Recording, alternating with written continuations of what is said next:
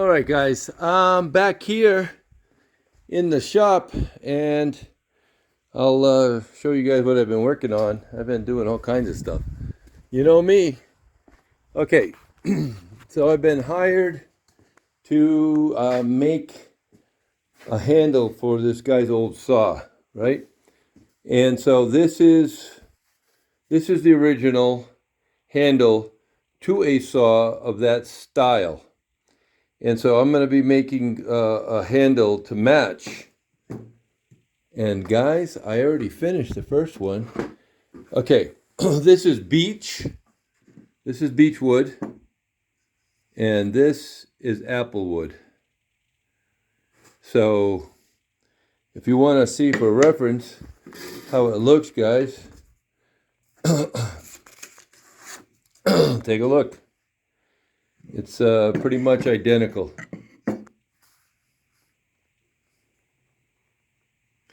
And so what's really important is this here has to be a certain thickness, okay? Because it has to be as thick as that blade and a little tight. So saw blade right now and a 10-inch saw, because you can do this two ways. You need this straight, okay? And you need it the right depth. Okay, and so this is mine, and you guys tell me what you think.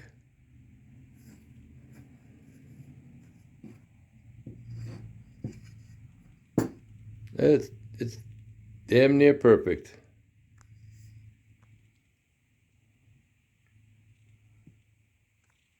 So I had to make up a jig to cut this groove, because, and by the way, this is what it looks like on both sides.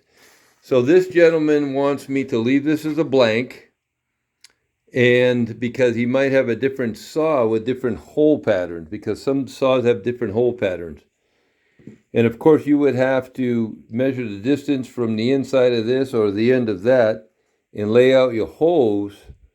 The holes have to be laid out correctly. Otherwise, you're in big trouble. It won't fit correctly. They have to be pretty much dead on. Can be done. I've done it already. I've done it on one of these saws. I forget which one I did. I was using it the other day, actually. Where was it? Anyways, needless to say. So this is the first handle, and give me a thumbs up, guys, if you think this came out pretty nice. I think it's absolutely gorgeous. And it's 150-year-old apple wood.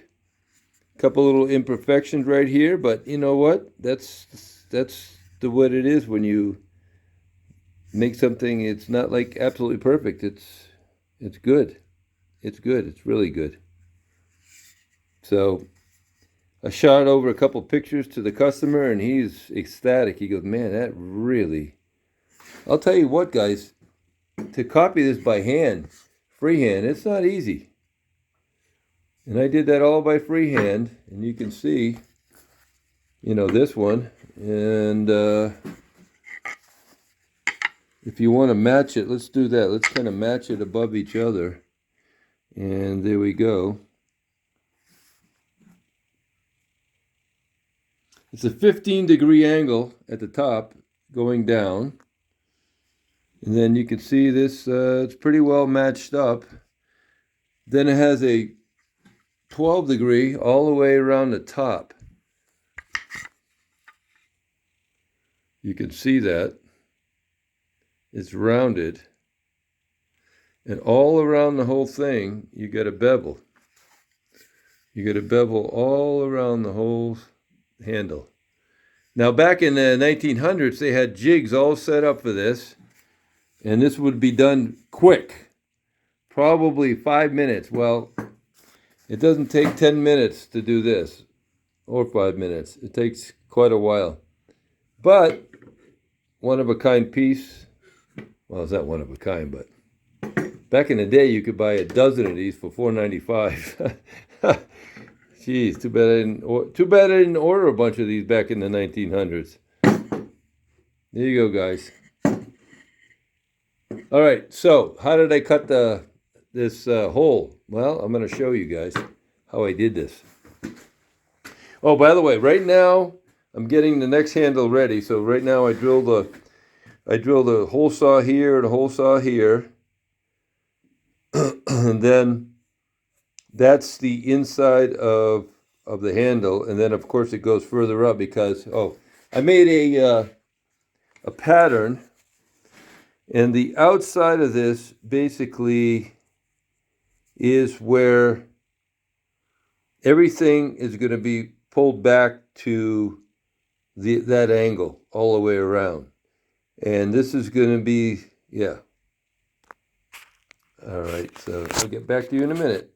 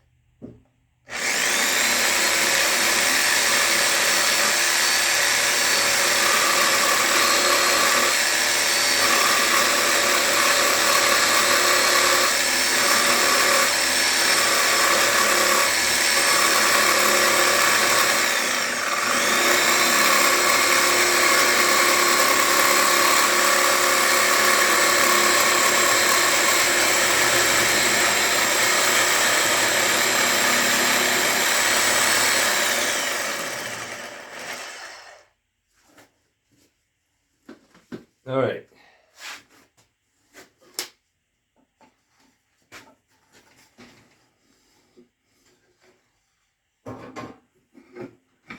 All right, so we got the hole for the handle started. And then at this point, I have to kind of lay out the template I made over this, right?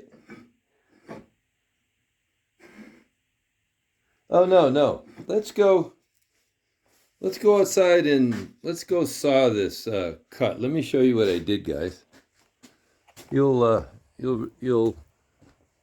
get a kick out of this. All right, so this is my skill saw upside down, right? I got the skill saw upside down, and what I got here, hang on, let me grab my vernier.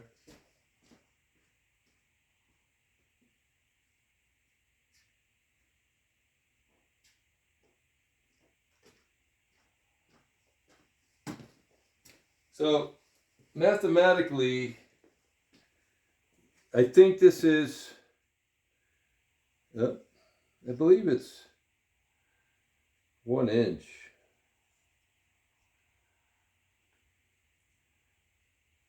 1 inch 10, okay? So we want 1 inch 10, so it's 5 inch, half inch 2 thousandths, right? So that's 500 thousandths.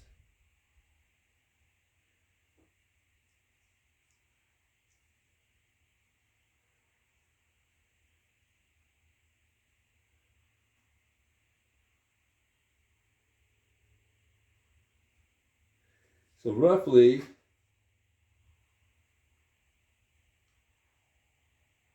this is where I'm going to make a mark on here.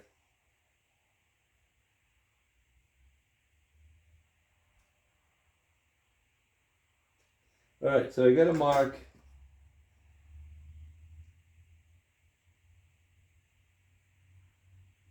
on here, which is the center.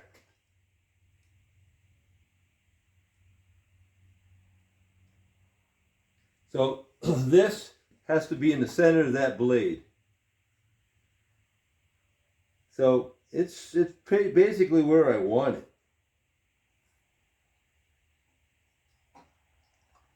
But it has to be exactly. So what I'm going to do is I'm going to go ahead and give this a little zip.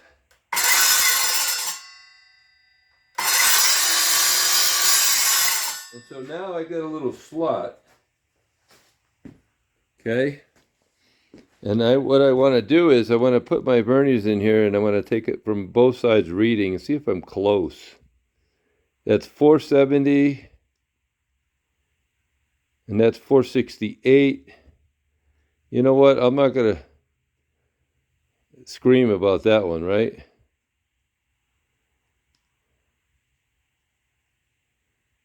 Okay, hold on. Glasses time, guys. Getting old. Getting old.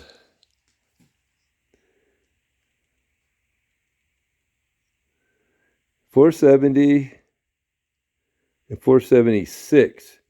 And I cut it this way, so if that's 470, which is smaller than this side, that is larger, right? It means I have to go this way a tad. But you know what? I'm not going to even worry about it. Let's see. 473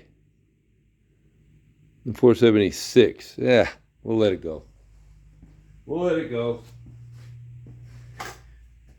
So what I'm going to do is you have to keep this parallel both ways, right? You have to keep it parallel this way, plumb, and then you have to keep it along the fence.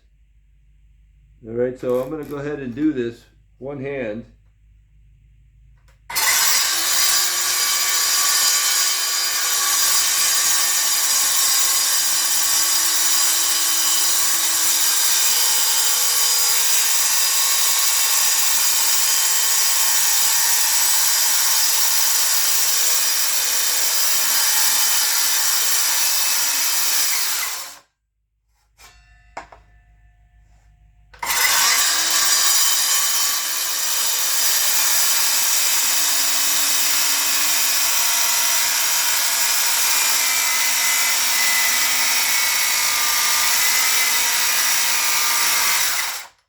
Oh, of course, the battery's dead.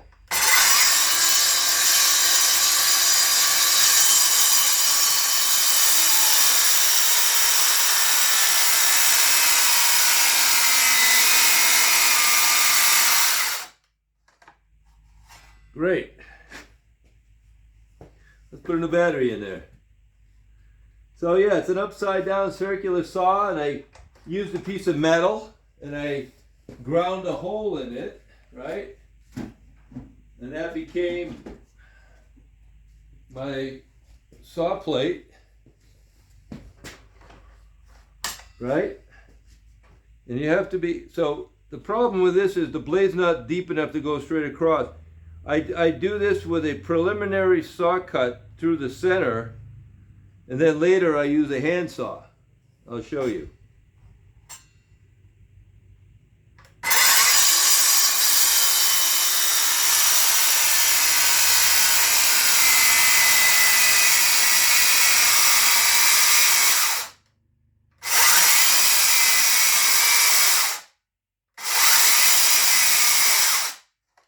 Wow.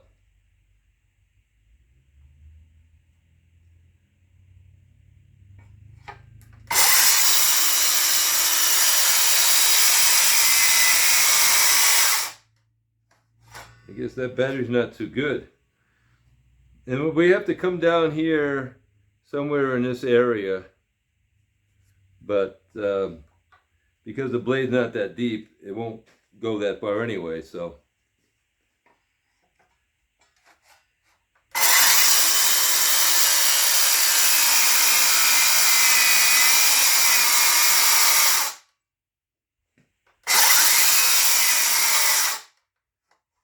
Definitely is dangerous, folks.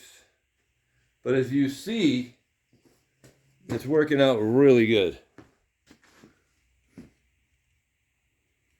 Dead center.